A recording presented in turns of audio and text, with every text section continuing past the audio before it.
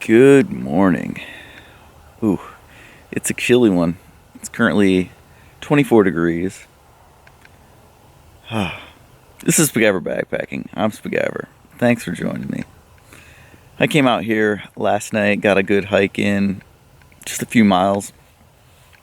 Found a good place to set up, and wanted to get a good night out in this hammock. A few things out here to test. You can see it got cold enough. Well, you may not be able to see right now. It's still a little bit dark out here, but right here on my top quilt, from my condensation from my breath breathing on my top quilt right here, there's ice. With it only being down in the 20s, that's gonna happen. Anyway, guys, I've got some breakfast to do, some other things I wanted to show you guys. So thanks for joining me this morning. I'm gonna wait for it to warm up just a tad. Wait for it to brighten up a little bit, and then get out and get some things going. But I'll bring you guys along. Let's go.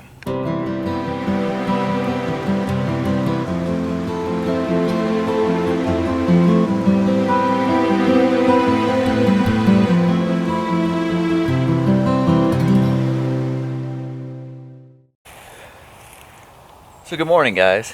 Thanks for joining me out here. One of the things I wanted to show you guys, underneath here, I'm using the gear hammock that comes with this. So this is a new hammock that I'm testing out. It's actually not mine, it's Chris's, Rain Man's. And this is a Simply Light Design trail layer. And this is in the 1.0. And so I wanted to get out, get a good night in it. Kind of a cold night last night, so I've got my 0 degree incubator, 0 degree burrow. This is the custom 950 one that I had done. Was nice and toasty last night.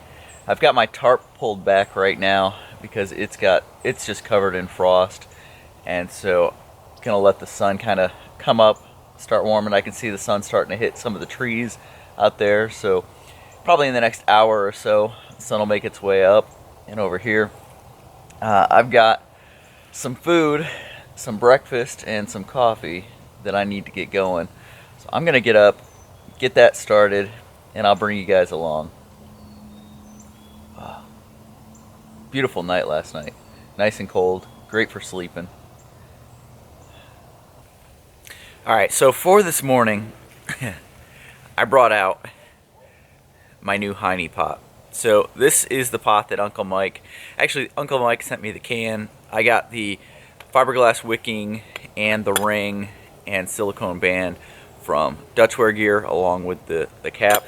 They're actually from Batch Stoves, but Batch Stoves now is selling their stuff through Dutchware Gear. Inside of here I have, of course, a lighter, some other stuff. If I can get this out.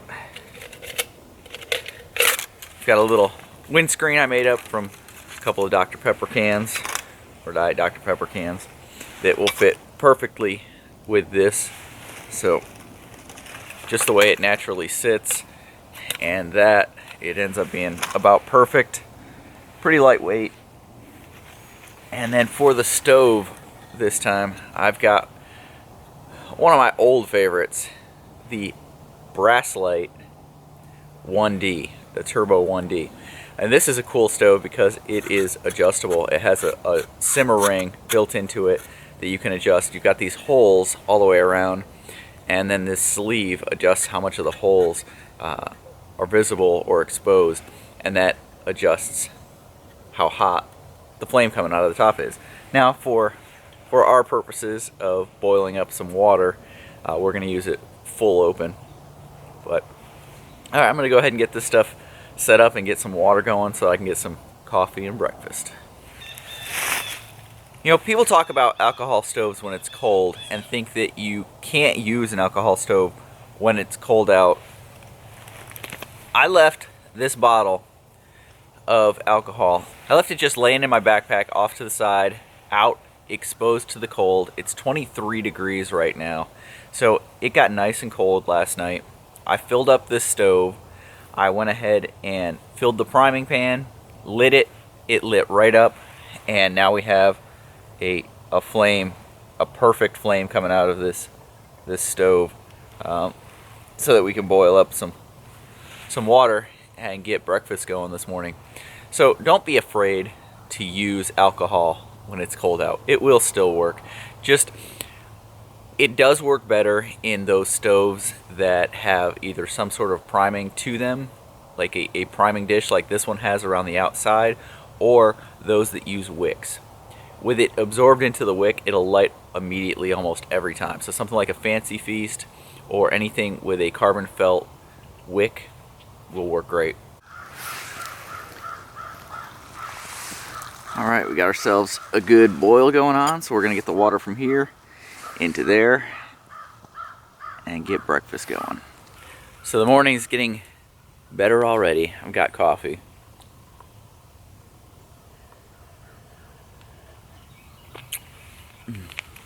So I made up this little cozy here for my small Foster's pot, but it fits, you know, the diameter of a Foster's pot and the Heine pot is about the same. The Heine pot, because of the two ridges that are in it, make it a very, I don't know, much more rigid, more robust feeling can than the Foster's ones. The Foster's ones feel pretty flimsy unless you add the wicking to it or do something else to kind of boost it. But I made this for that and figured I'd bring it out here because it's about the same diameter and it's going to keep my coffee warmer a little bit longer. And while I'm not sipping on it, I put the lid on, traps the heat in, and all is good there. So I'm using the G7 coffee again. Really like that stuff out here. So came out last night. It was dark when I left the house, and you know, I just needed to get out, get a night in the hammock, just a night out in the woods to decompress a little bit. Work has been super busy, a bunch of other things going on, but I haven't been able to get out in the woods and enjoy this as much as I wanted to. And with the with Christmas coming up and the holidays, everything, I'm not sure how much time I'm going to get out here until after New Year's. So take those chances when I can get them and get out and get some time in the woods anyway.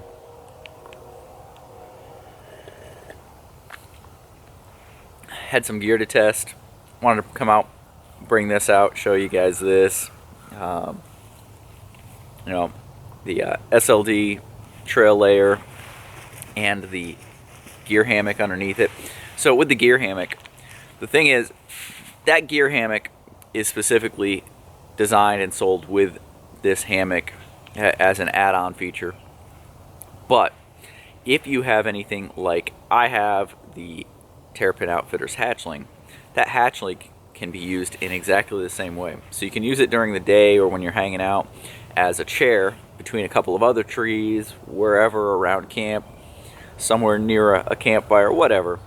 But then when it comes time to put it up for the night, you can set it up underneath your hammock and use it as a good place to keep your gear up off the ground while you're sleeping, which is something that I found to be pretty useful. All right, so I just finished making up a little bit more coffee and breakfast should be done. Now breakfast has two parts to it today. Both of them are from outdoorpantry.com. I know some people wanted me to expand what I was doing, but so I've got one that's in this bag here, and these are the turkey sausage links that they have. And then once again, I've got the Fiesta ham and egg scramble. I'm gonna let the sausage links sit for a little while longer, but I'm gonna mix this up and dig in because this has been sitting quite a bit longer.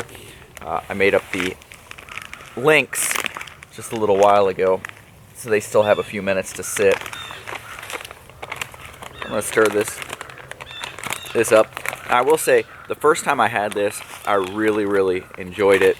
It was out on the Washita Trail, and I was freezing.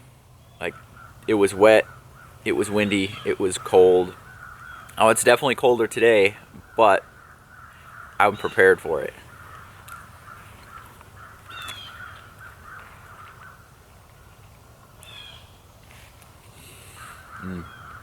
So the last time I had it, the problem I had was that the ham, which here you guys can take a look.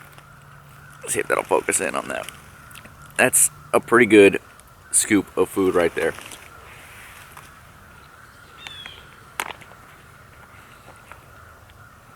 This one's got a big old chunk of broccoli on there. The cheese makes it good. Potatoes. But these are some of the best eggs. Freeze-dried, just rehydrated eggs. Now, I will say, I like the Diner Deluxe scrambled eggs from Paquet Gourmet, but you actually have to mix those up and cook them. It isn't just putting water in a bag. So as far as freeze-dried or rehydrating any eggs, these are the best ones I've had by far from any company. The difference between the Paquet Gourmet and the Outdoor Pantry is that the Paquet Gourmet ones you actually have to cook up.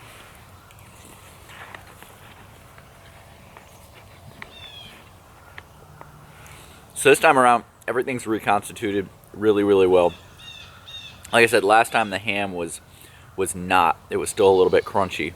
But this time, I think I added the right amount of water. And so it's just been, it's really good.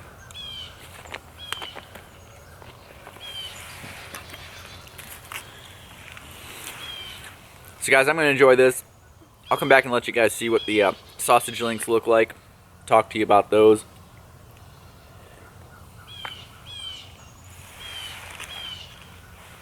But for now, it's breakfast time. As I'm eating this, it reminded me that I wanted to have a conversation with you guys about staying warm when it starts getting cold, having a good night in your hammock. So while your quilts, your sleep system, your clothing really play a big part in it, another key piece that a lot of people don't factor in is going to bed with a full stomach and having drank enough throughout the day and right before bedtime. Now, I know a lot of people are going to have trouble with that because you drink too much, you end up having to get up and go pee, and getting up and going pee when it's cold out is not the most pleasant experience, but sorry, really good breakfast. But if you do that before you go to bed, it keeps your body temperature a little bit warmer. It's got your stomach actually working. I like something a little bit higher in fat. So that's where like sausage or pepperoni really come in handy. It's something you can eat quickly. It packs a good calorie punch, packs a good protein and fat content, which will keep you warmer throughout the night. So just something else to think about if you ever find yourself getting cold. Try that. Try eating and drinking before going to bed and see if that helps. Okay, so I wanted to give you a quick tour of camp. So we had the Simply Light Designs trail layer that I was sleeping in. It's a fully integrated bug net with zippers on either side. I had my hang time hook going last night so I could watch some movies I had downloaded. It's got a little pocket there that you can hang stuff from, and then it also has, if we come inside, another pocket right here along the outside that was used to hold some of my other gear there. Got the quilts on there, and then like I had mentioned before, coming from, so I've got the suspension for my quilts, my underquilt here, and then there's a second suspension here, this fluorescent line that comes down and it goes to that gear hammock. You can see I have it slung so it's just barely off the ground, but it's perfect to throw stuff in. And in the middle of the night, I had water in here, and because of my body heat and having it up off the ground and having some insulated stuff in there, I was able to keep my water from freezing. And during the night, I was able to reach down in and grab stuff I needed. I had my hammock gear, Cuban fiber tarp on there, and then as I back up and kind of scroll around, you can see the area I'm in. Now, most of the area is pretty thick but I found this one little clearing here that had a couple of trees that may be worth hanging in. So I wanted to talk about this. In the last Hang Your Own Hang podcast, Gresh and I, one of the questions we were asked, or the question we addressed, was about hanging from trees, tree selection. So you can see the trees I've selected here. I've got a pretty good size one over here, a little bit smaller one here. This is about the smallest one I can go with.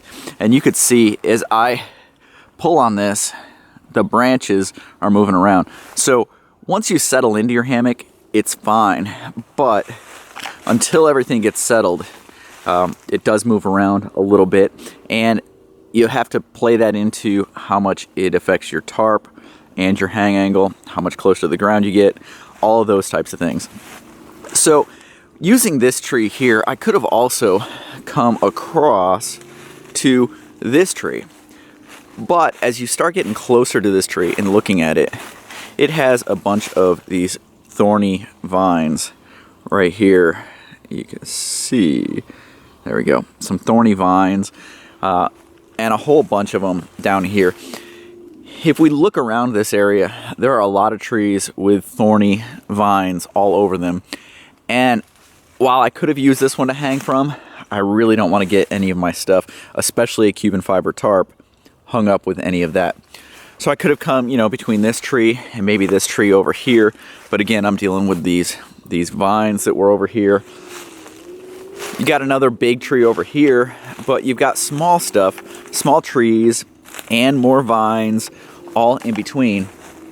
And then as you start getting up into this area here, if I get down a little bit, you guys can see it gets pretty thick, the ground brush, and most of this is this thorny, very thorny stuff that I really don't want my tarp, my hammock, anything getting into.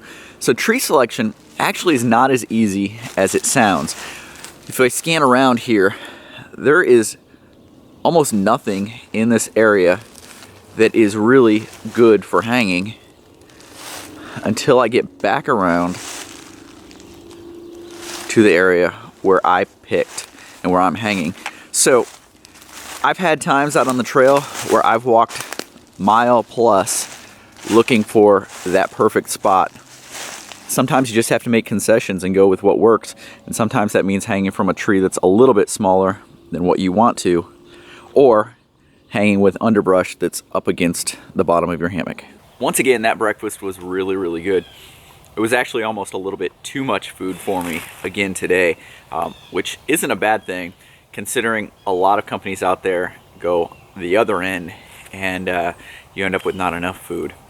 But I did try the sausage links, and I'm going to have to give them a second try. I'm going to go back, read the instructions. I had taken them out of the main package because the package comes with something like, 16, 12, something like that links. And so I'd pulled 2 out.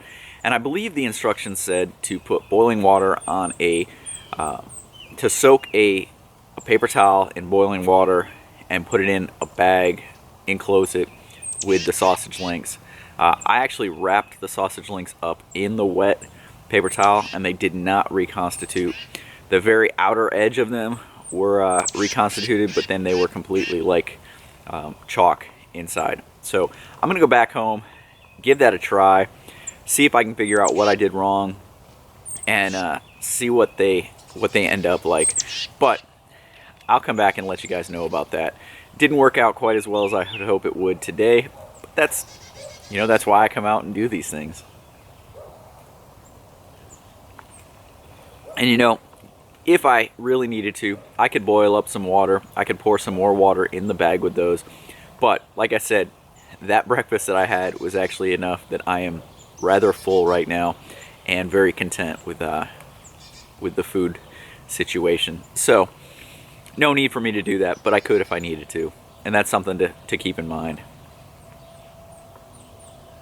Alright, I'm going to finish up my coffee here and then start tearing down and head out, hit the trail again. The trail's just about, 200 yards that direction across this empty field out here.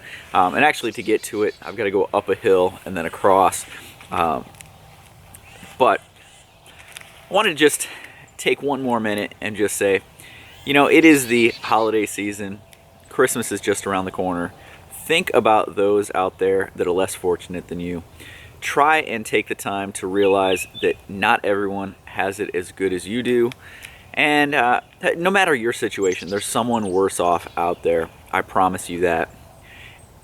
Take the time to say hi to people, say thank you, be courteous, and treat others like you would like to be treated. It's something very easy, but often overlooked these days. Anyways, guys, I'm going to finish up. I will see you guys down the trail.